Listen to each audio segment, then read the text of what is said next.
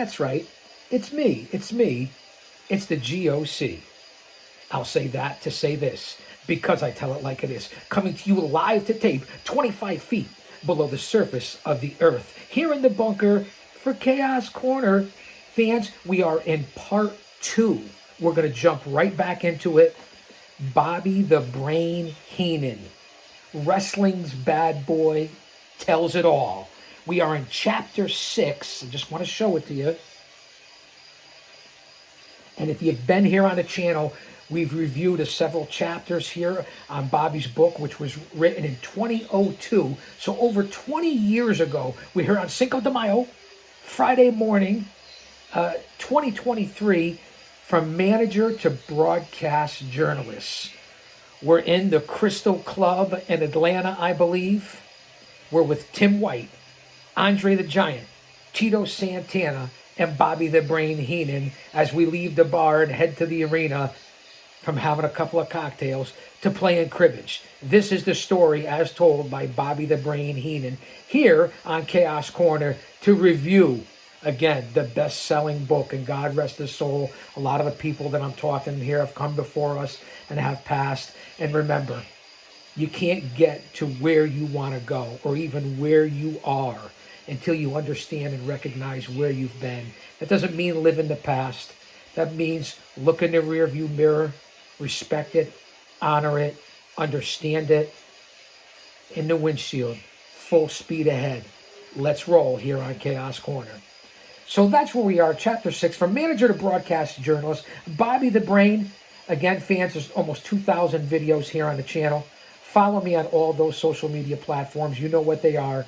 Twitter in real time, Instagram, Facebook. There's 2 accounts, Jay Brony and Prodigio Fidelis El Guardian. Otherwise, on all the other social media platforms, it's the Guardian of Chaos, especially here on the YouTube channel. Gitter, Gab, Truth Social, Rumble. I cover it all in the IWC and the main ones at Twitter, Instagram, Facebook, and of course here.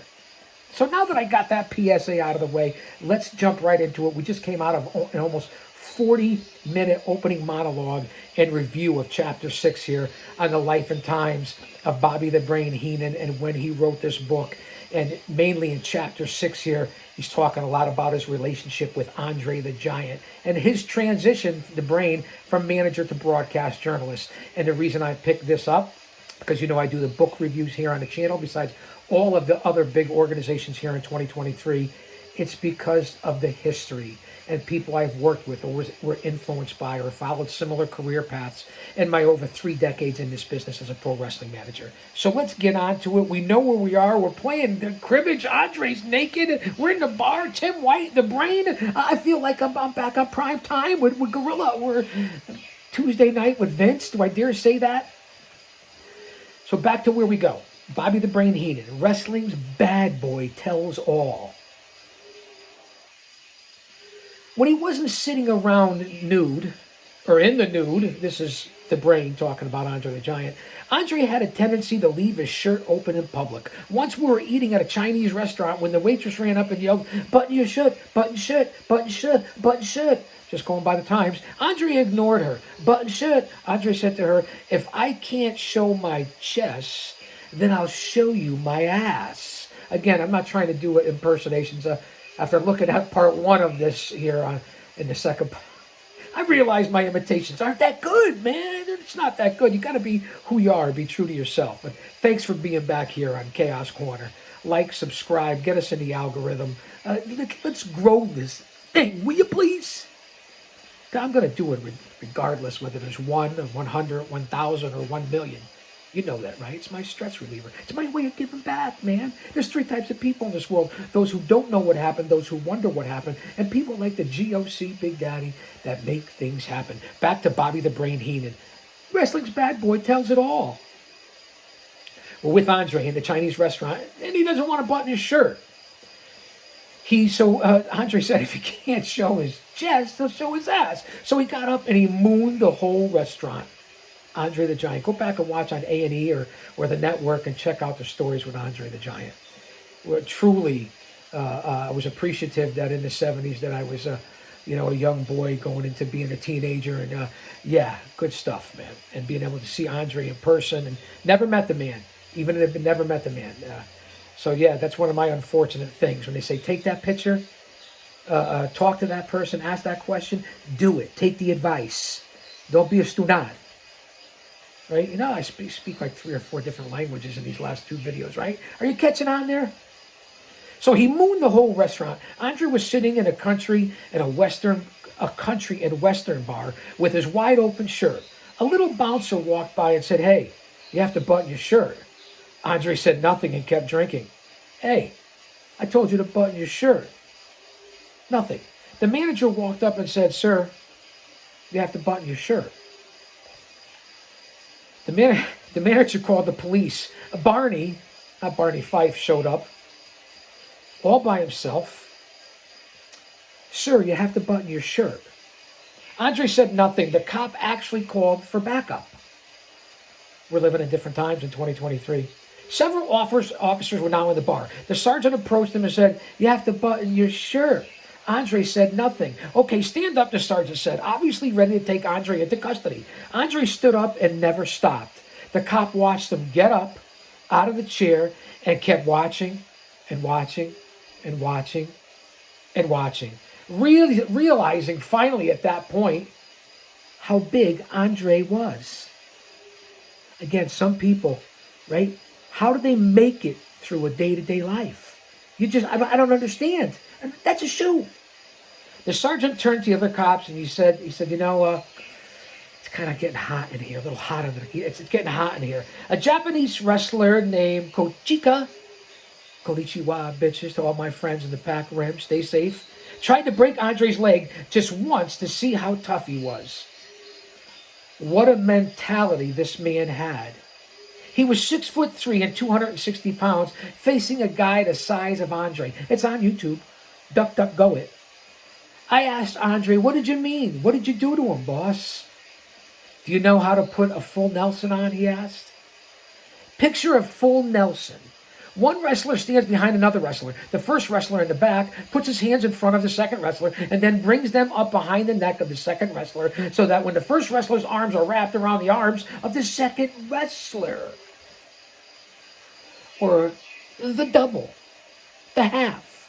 I explained this in my breakdown of maneuvers here on the channel. Go back and check it out. It's right here on the channel. So you see how we're bouncing back from stories from the memory of Bobby the Brain Heenan that's bringing you into the story. Talk about storytelling. Talk about emotional investment. Talk about psychology. Reading this to you and relaying the stories, that's what this is here on this channel. I said to Andre, yes, talking about the full Nelson. Then I stood in front of him. I was trying to picture Andre having this man, the cop, in a full Nelson and then stepped in front of him with his hip. "What did you do then?"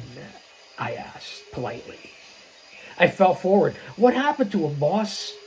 Andre put his hand over his mouth, laughed, and yelled, "Goma! Japanese fans are funny.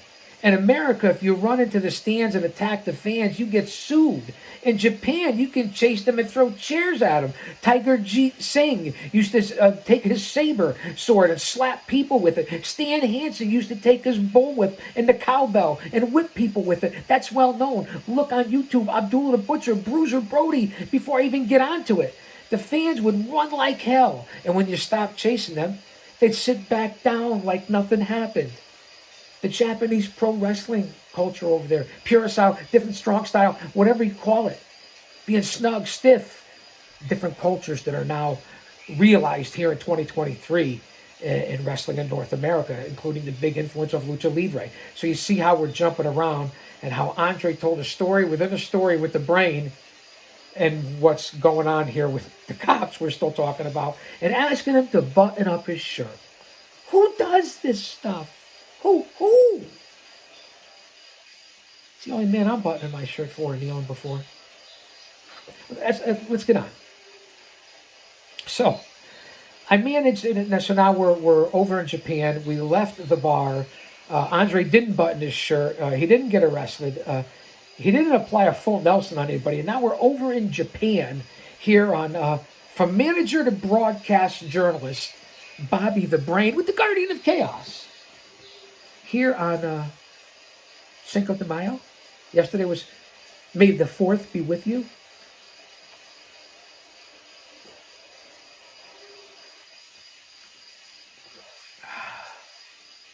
Listen to the sounds of nature.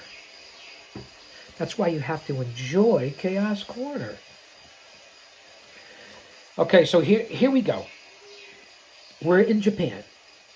Everybody be safe. I managed Andre once in Japan. He was supposed to wrestle on the roof of a supermarket 5 stories up. They asked Andre not to chase the people because they thought the people would run off the roof. Andre said, for $10,000, I won't chase them. The promoter came back and gave him the 10 grand.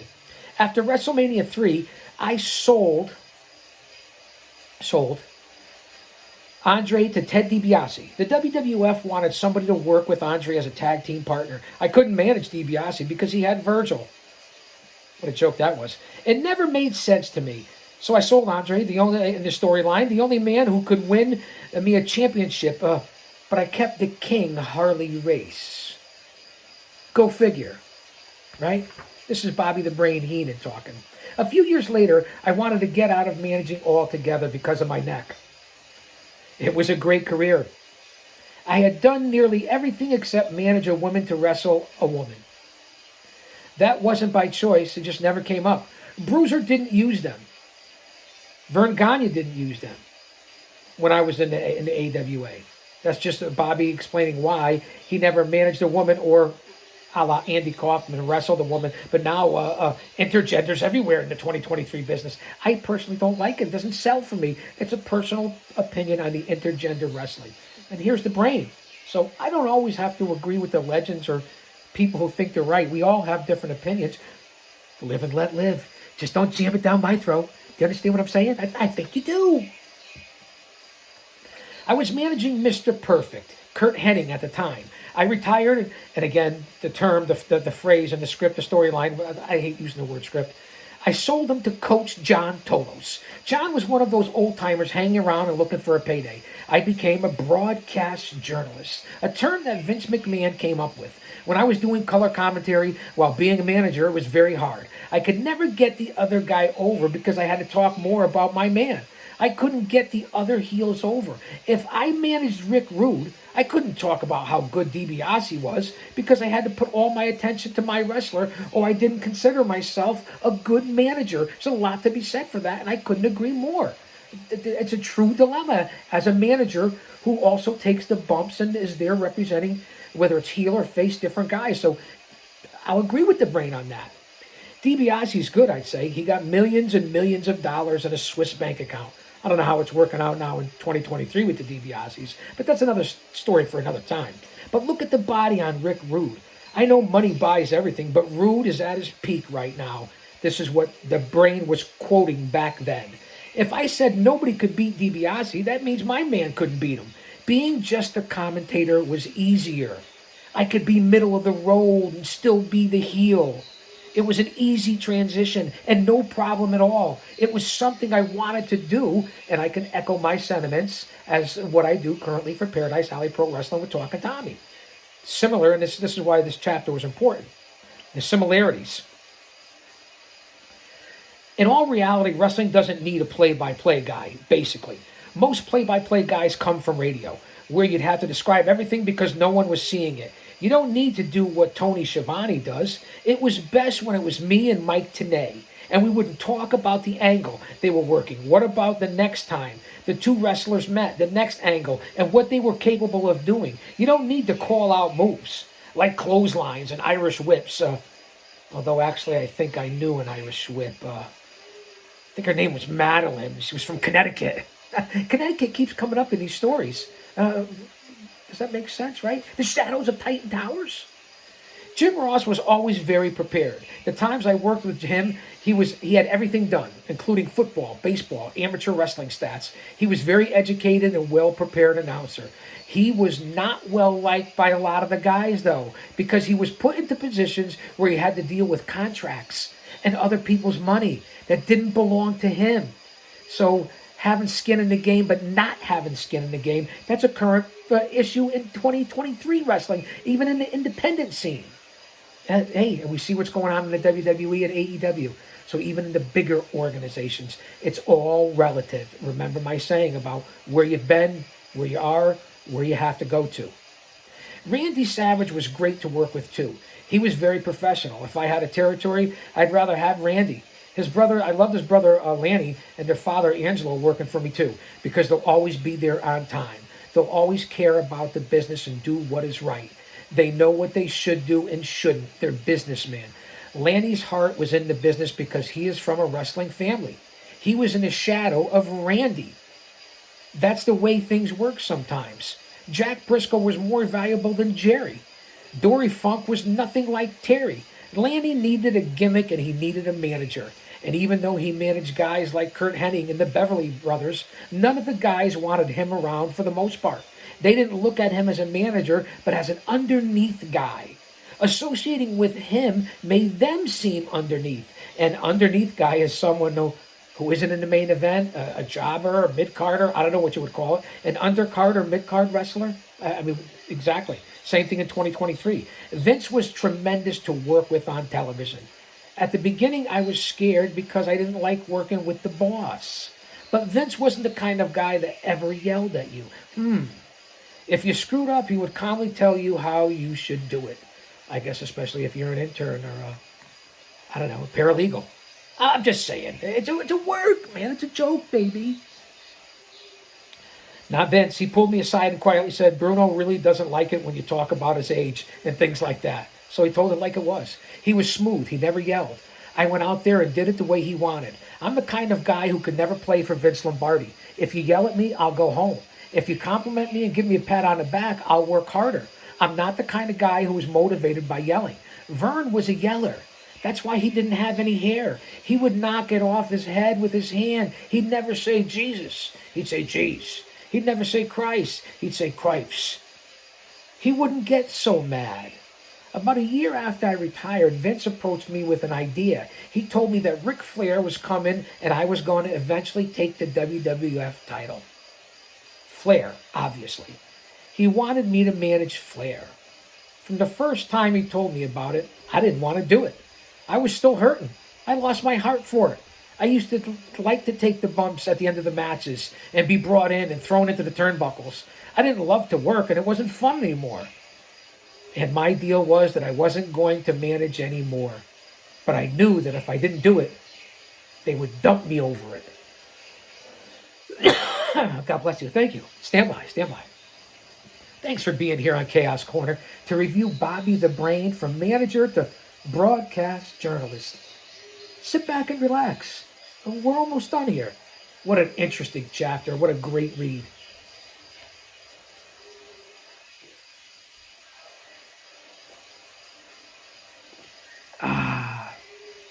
Bing, bing, bing. All right, fans. Here we go. Bobby the Brain. Ric Flair.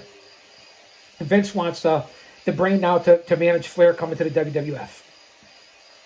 Flair told me that Hogan wanted to work and go on the road for 6 months with me. Flair came in with the WCW title belt. And when we showed it on WWF television, the attorneys got involved, so we had to stop. I agreed to manage them, but I only lasted 10 days. I just couldn't work anymore. It hurt so bad, I couldn't sleep at night. And this is coming from a manager. I never took pills for medication. I had beer, scotch, and wine to help. Today it would be CBD. Sweet Heel CBD. Flair would say, you don't have to do anything, just stand there. I said, I can't. I'm going to reach the point where I have to move. When my man is hit, I've got to sell it. He's 100% right. That's what we had in common. The travel schedule was grueling as well. You worked 10 days on, 4 days off. 10 days on, 3 days off. 4 on, 3 off. 10 on. That's the way it went all the time. Let that sink in. But if you finish up in Seattle, 1 day is used up for travel. Well, who the hell wants to go to Seattle anyway in this day and age? When you get home, you have laundry, the bills, you're counting the time. I've got 28 more hours, you'd say. You go to bed, the next day you get up, you have to rush everything in one day. Say to yourself, I have one day left. I had to carry wrestling shoes, trunks, 3 sequin jackets, which weighed a ton, and pants and a shirt for prime time. Kind of like right here in Chaos Corner. Prime time. Check out the show. There was nothing like prime time for back in the day. A show I co-hosted with Gorilla Monsoon. I carried my manager shoes, which were Reeboks, but everyone called them my Weasel Wedgies. Not to mention clothes to wear on the street. I had a lot of luggage to carry, and I had to carry it on because I needed it to arrive where I was going. Carrying all those bags, renting cars, rushing the planes was really hard. On my off days, I had to go to Baltimore and do prime time wrestling. Prime time wrestling, Gorilla Monsoon. Then there might be a personal appearance. Sometimes I didn't get a day off. Jim Neidhart, the Anvil, had the pleasure to work more than once. God rest his soul, what a man. Worked 80 days in a row. Jim Neidhart worked 80 days in a row. I asked him, how many frequent flyer miles do you have? He said, how the hell do I know? I'm never home to get my mail. Trying to do my best Anvil imitation, not my best. The travel reminded me of one year I worked with the AWA. Once a month, I would go finish up in Toronto on Sunday, fly to Chicago, then 10 hours to Honolulu. I was off Monday night. Tuesday, I could go to the beach all day. Wednesday night, I would work. Afterward, I would take planes from Honolulu to Los Angeles, to Denver, to Minneapolis, to Winnipeg. I'd work Winnipeg Thursday night and get up 6 o'clock the next morning to do TV interviews until 10. I fly from there to Denver to work and then to Minneapolis the next day to tape the TV show and then rush to the airport to catch the 5 o'clock flight. That's to Chicago. From there, we would rent a car and drive 70 miles to Chicago. From there, we would rent, like I said, 70 miles and go to Rockford. Been there, Rockford. Nice area. We'd stay in Chicago that night, but the next morning we'd drive 250 miles to Green Bay, Wisconsin. I would then drive to Milwaukee to catch a plane back to Indianapolis. Are you listening? Are you writing all this down? Wow. Talk about travel back in the day and compared to now. Wow. I managed Flair for a short period of time. I just didn't want to be on the road. This business is funny. When you want to do something, they won't let you do it. But when you don't want to do it, they make you do it. Sounds like life, especially in 2023. Don't give up. Don't ever give up. Curt Hennig replaced me as Flair's executive consultant. I was an influence on him, and he even wore a suit with Mr. Perfect embroidered on the back. Vince McMahon called it his Bobby Heenan starter kit. Let that sink in. I think I already said that. A few months later, in November of 1992, think of the time frame, the Ultimate Warrior left the WWF. The WWF wanted to turn Curt babyface and team him with Randy Savage at Survivor Series against Flair and Razor Ramon, also known as Scott Hall. I told McMahon to have him turn on me on Prime Time Wrestling. What a show. Like Tuesday Night Titans, which had become a roundtable show with me, Curt, McMahon, and other WWF wrestlers. I would say something bad to Curt, he'd grab me and I'd start begging. He could dump some water on me and I'd turn chicken shit. The Weasel. I suggested to McMahon that Flair go out first at the 92 Rumble and win it. He had come out second and changed it to make it to his own idea. Typical Vince, right? I don't have to read that. You know that. Vince liked to do it. When Sean Waltman, X-Pac, joined the WWF in 1993, I came up with this gimmick name of the 1-2-3 Kid. He was going to wrestle Scott Hall. I suggested that Hall put him over. Scott didn't care, so he did. We were in the car going back to Connecticut, the Shadows of Titan Towers, with Vince, Pat Patterson, and J.J. Dillon. Vince asked, what should we call him? We should call him the Lightning Kid. Can't do that, Vince said. There's already something with that name. Why not call him the 1-2-3 Kid, I suggested. He's just got a 1-2-3. He actually liked the idea and used it. Now, this is the brain talking with JJ and Pat Patterson and Vince in the limo or in the car, if that makes sense. as we're ready to wrap up here on Bobby the Brain, from manager to broadcast journalist. Wrestling's bad boy tells all. The different stories. An incredible read. I hope I'm relaying it to you. You realize I got to read, look at the camera. Bear with me. Flair was natural from the beginning coming into the WWF. When he first started with Vern, he was the size of Dusty Rhodes and had brown hair. My first encounter with him, from what I was told, was when he was a fan and I punched him in the mouth one night outside of the Minneapolis auditorium. I don't remember that, but he told me the story much later. Flair got his breakdown in Charlotte, North Carolina after a plane crash. We know the history. Google it. Go out and do your due diligence. Do your research. That almost ended his career. Just looking at him, you knew they had to put the world title on him. Nobody had hair like him. Well, Hogan did, but he only had half of it. Sort of like a convertible with the top down. Flair always wore the nice clothes and the Rolex watches. He wouldn't mind ripping those clothes apart during interviews. Thousands of dollars it must have cost him. But I'm sure the Crockett's, Mid-Atlantic, NWA, you guys get it, compensated him for that. We know the stories now, looking back. Flair had a colorful attire and the woo, let me not get crazy. You could just see that he was the next Gorgeous George. The torch went to him. Flair came on the scene and he was never nervous. He always admired me and Ray Stevens. This is Bobby the Brain Heenan talking. And I can only talk about Rick like that. I appreciate him for that. He always spoke highly of us. He was a tremendous performer. He never laid on his ass. He never took a night off. He went out there and took slams off the top rope for anyone just to get them over in the match. This is the Brain. This is Heenan talking about Ric Flair. Fans, that's Chapter 6. Coming up, Chapter 7, tough decisions, his final years in the WWF. But this is what we're reviewing. This is Part 2. I put up Part 1. It's been a heck of a morning. So I'm glad I could be here on Cinco de Mayo, Chaos Corner, reviewing one of the most influential men in all of pro wrestling, perhaps the best. Bobby the Brain Heenan, wrestling's bad boy, tells all. I'll say that to say this.